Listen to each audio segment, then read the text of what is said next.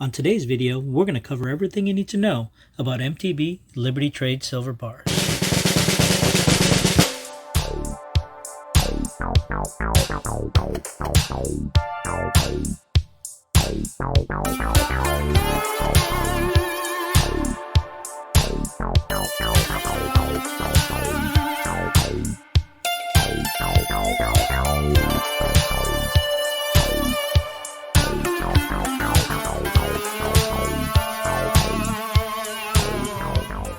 Welcome to Silver Bar Stacker, folks. I hope everybody's doing well and enjoying their day.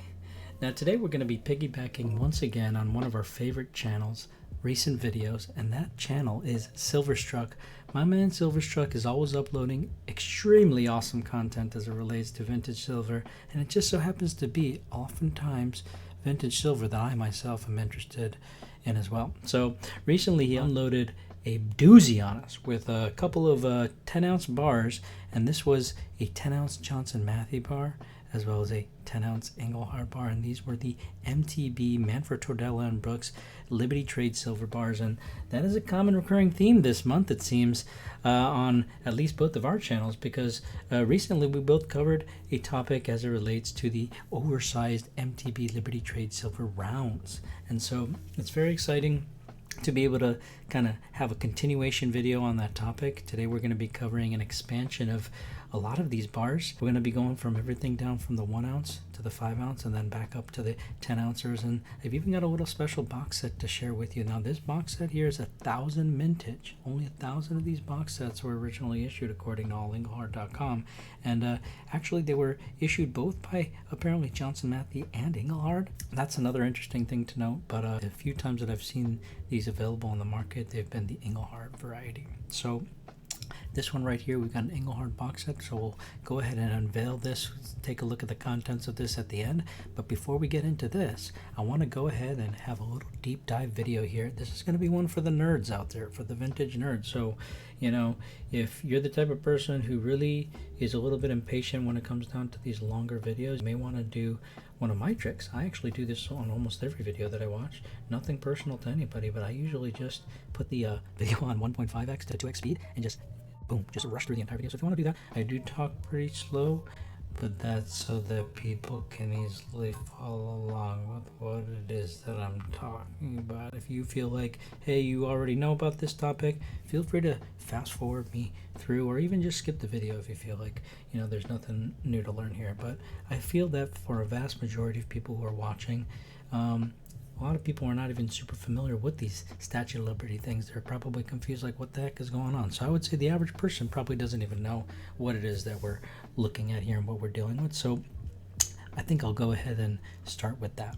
Now, these bars, these Statue of Liberty bars that look just like what you see here in front of you, these were all bars that were produced for a company called Manfred Tordella and Brooks, which they're a bullion bank. They're actually still around today, but back in the 80s, they commissioned a few companies to make the bars and rounds, and here we have bars. Last time we did a video, we were focused on rounds. Now, an important thing to note is that Manfred Tordella and Brooks, they commissioned at least these 4 companies, but I think even potentially more, but we'll just stick with these 4 here. For the rounds, which is what we covered in the previous video, it was the Mexican Mint, Engelhard, and Johnson Matthey that were involved. Okay, so these 3 entities. When it comes down to the bars, from my understanding, the Mexican Mint had nothing to do with the bars. They were only, you know, involved in the creation of the round-like pieces featuring the Statue of Liberty. Bars, those were actually commissioned by Johnson Matthey and Engelhard again. But then instead of the Mexican Mint, they actually had Metal Arts Company out of Rochester, New York, made some of these bars, you know. So, from my understanding, actually, Metal Arts Company was the first company maybe that they commissioned. Just kind of my assessment based off the serial numbers I've assessed, you know, from all the examples that I've seen from these 3 companies. My best guess would be that Metal Arts Company created the earliest variations of the MTB Liberty Trade Silver bars, and that Engelhard would have produced the final versions. Not the final versions, but one of the final versions. I'll just say that. I don't think it was the final, but I think we'll just leave it at that. Now, when it comes down to Metal Arts Company, they were only responsible, from my understanding, for making 1 ounce bars and 10 ounce bars. They did not have any 5 ounce bars like Johnson, Matthey, and Engelhard did. So we're going to be taking a look at a JM and an Engelhard 5 ouncer, but there is no Metal Arts 5 ounce bar that exists. There's only a 1 ouncer, and I've observed at least 3, if not 4 different variations on these Metal Arts bars. So the rabbit hole continuously is going deep. So we won't go down that deep rabbit hole quite yet on this episode, at least. Maybe we'll save that for a future video, the MA variations. But Metal Arts is the first company, I believe, to make these MTB Liberty Trade silver bars. So let's take a close look at this one. We'll take a look at one of the variants. This one right here is going to be one of the earlier variants. And take a look at the serial number. It's about 5,000 something. Okay, and I've observed these bars going up to like 30,000 something. So I believe that, you know, the mintage on these bars, inclusive of all the variants, probably is upwards of 30,000 plus, rather. But probably definitely under 100,000 or even under 50,000, I would say. Of course, that's just my best guess based off of the examples that I've observed. Now take a look at this. My best guess is this is the original packaging as well. This is a common sort of cheap plastic packaging that you will see on a lot of vintage bars. And I've seen, depending on the reverse type here, this, you can see if you look at this MA stamp here on the back, that's what indicates that this is a Metal Arts produced bar. But this MA stamp doesn't always look the same. And because of that, I believe that there's a few different variants. And so, you know, for this particular variant, I've observed that this is kind of what the OGP looks like. However, sometimes you'll find these bars having a seal similar to this, and that would be the original seal for some of the later variants of the Metal Arts bar. This one happens to be a Johnson Matthey, so we'll take a look at that one soon. So take a look at this very early variant of a Metal Arts 1 ounce MTB Liberty Trade silver bar. One of at least 3 or 4 different reverse types there. Here we've got the original assay certificate, and these certificates looked very similar to what you would see on a Johnson Matthey bar, but not an Engelhard bar. This is kind of what the Engelhard assay certificates look like. So there's a lot to keep in mind, and that's why I'm speaking pretty slowly, honestly. If we take a look at this here, we've got this bar here, and this is in the original factory seal. But you'll notice how the reverse looks a little bit different. Look how this MA is like a more, it almost looks like a computer typed it, whereas this one, it almost looks like somebody painted it on there, right? But this is also what the original factory seal looked like in some of the bars. Very similar to that, almost the same as that. But I've also observed Metal Arts bars that have high serial numbers, which will have an MA stamp that looks similar to this, but they will be in an original factory seal such as this. Very confusing. They were doing a lot of switching back and forth with how the MA looked on this. Now, the reason I can tell you that this is purely original here is because you've got this serial number here, which is accompanying the serial number here. So this is the original assay certificate here, and you see the date here, Series A, August 5, 1982. That's why I think that this is the first variation. It's produced around the same time as those undated and 1982 dated JM bars, but I'm thinking probably around that 1982 or slightly earlier time period is when they produced these. So you got the original factory sealed, slightly different variant, crazy toning, matching serial number with the assay certificate. So in that 20,000 range there, we've got some of these reverse types. It would be cool to show you one of those other reverse types. So moving down the line, we're still looking at these early Metal Arts variations, and look, here's one in the original factory seal like I was telling you, and you'll notice it has kind of a wider body, these Metal Arts bars, compared to, let's say, one of the later JM bars. You'll notice how it has kind of a wider body there. Maybe you can't see it right up front, but it's a little bit skinnier, and even the Engelhard's a little bit skinnier. So this is another way that they were originally factory sealed. Later on, they kind of improved their packaging, and notice how they have that kind of, it looks like a typed out MA, and now we're up to a higher serial number around 30,000s. So that's how I think these Metal Arts bars kind of like moved from start to finish. And then after a while, it looks like MTB maybe transitioned over and said, hey, you know, Johnson Matthey, can you create some bars like this? And they said, you know, sure. And so initially they created them with no date. Just like this has no date, the Metal Arts ones have no date. But this one right here, you'll notice this has a Johnson Matthey stamp and no date. So these are quite rare because there's an established vintage on these of 25,000. So there's only 25,000 of these. I know the established vintage used to be 24,000 actually, and then they expanded the mintage to 25,000. So note that that changes on all Engelhard.com. Sometimes those mintage estimates don't stay stagnant because they're estimates after all, and they have to do with the known examples that are known. You know, there weren't always books there that established, hey, this is exactly how many of something that existed. Sometimes there were. Sometimes it'll be established right there on the actual piece that'll say, hey, mintage of 5,000 or whatever. So this one right here, you got an undated, no date here. And people are like, what do you mean no date? Yeah, there's no date on there because compared to this bar, there is a date. Okay, now this bar on the right, there's a 1982 MTB copyright stamp right there above United States of America, whereas here, there's no such text. Right, so this left bar here is a 25,000 mintage bar, but the right side bar is a 107,000 mintage bar. Okay, so there's 107,000 of these out there, more than 4 times as many of these bars as these bars, but both of them, as you can see, have that JM Hammer logo on the bottom, so these are Johnson Matthey produced bars. That is a 1982. Fast forward to 1986, and you've got Engelhard getting their hands and into the bar production here of the 1 ounce variations, and that was the final one. There's also another one that I'm aware of that was produced in the early 90s, but as far as the well-known varieties, you got the Engelhard bar right here with the assay certificate, and notice there's a couple of different ways that these assay certificates looked. Sometimes they've got a picture of the bar on there, sometimes it's just the assay certificate as it is. And notice this one right here, it says minted and assayed by Engelhard Corporation. So this one right here is tied to this bar. Unfortunately, these assay certificates do not have the matching serials on there, like, let's say, these MA or JM certificates have, and they're smaller as well. They're kind of like little cards. So take a look at these. We got a couple Engelhard reverses. So this is what the Engelhard reverse will look like. It looks very different than the JM and Metal Arts. JM and Metal Arts look very similar. And this is what the Liberty Trade Silver Engelhard bars look like. The left one has really nice toning. So these ones right here are going to be a mintage of 75,000. There's only one type of Engelhard 1 ounce bar. Two different types of assay certificates that I'm aware of. The front of these bars looks almost identical, you know, very small differences, if any. You can see some differences there. It seems that this is a little bit more zoomed in. Lady Liberty's looking a little more chunky, honestly, in the JM variation. But outside of that, it's looking very, very similar. So we'll go ahead and put these back. And I think these little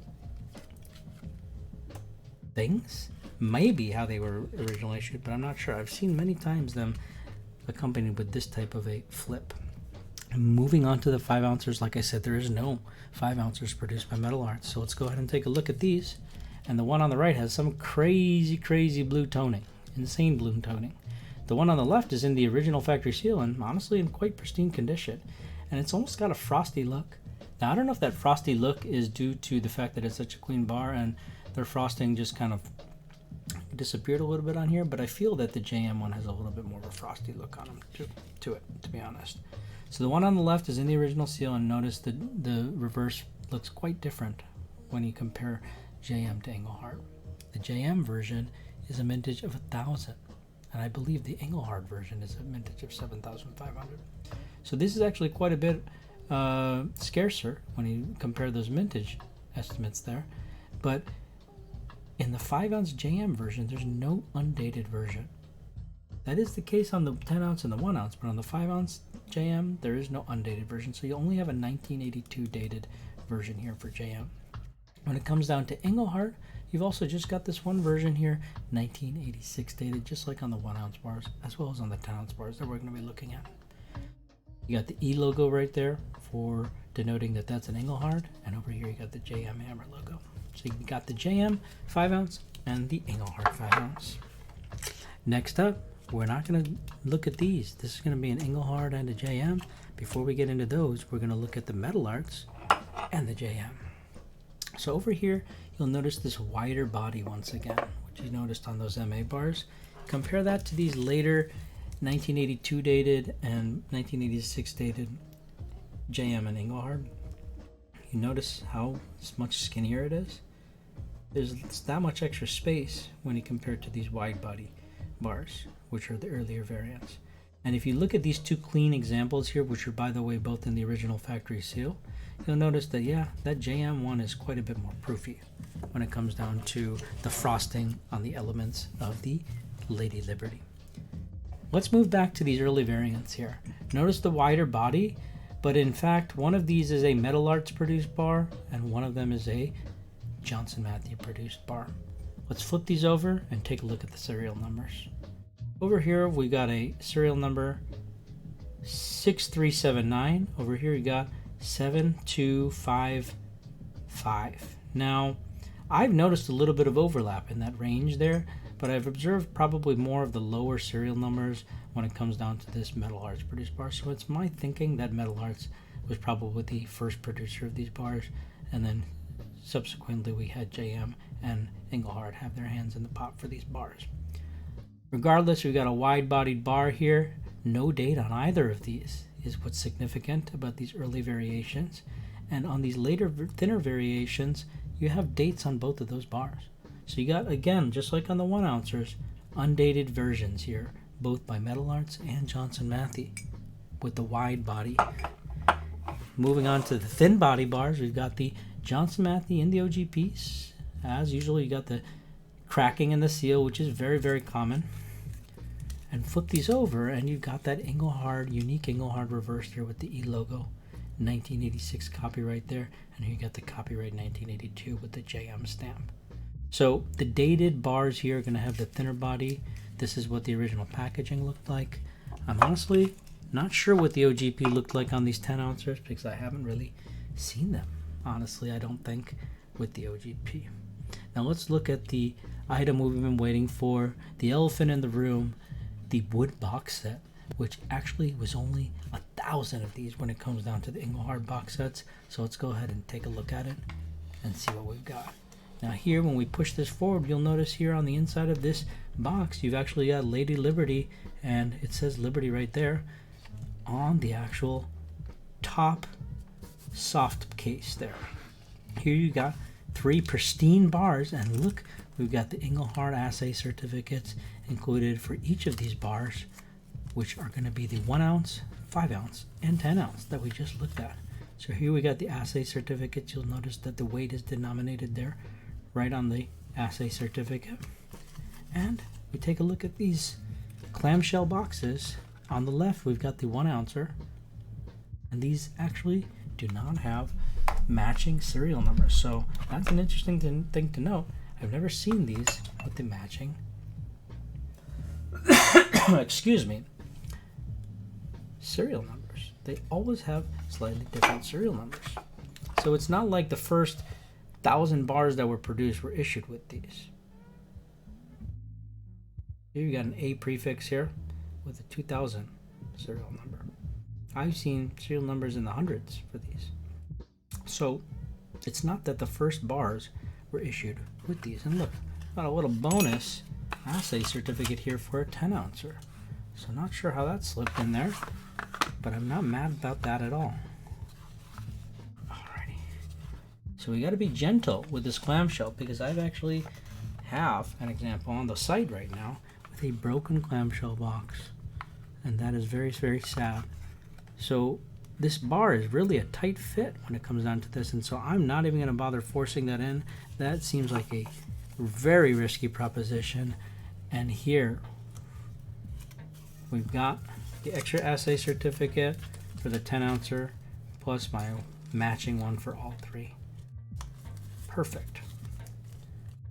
So these are some of the cool variations of 1 ounce, 5 ounce, and 10 ounce bars produced by the Metal Arts Company, Johnson Matthey, and Engelhard.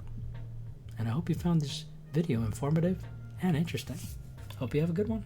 Oh, and if you haven't had a chance to yet, be sure to check out our social media landing page at solo.to/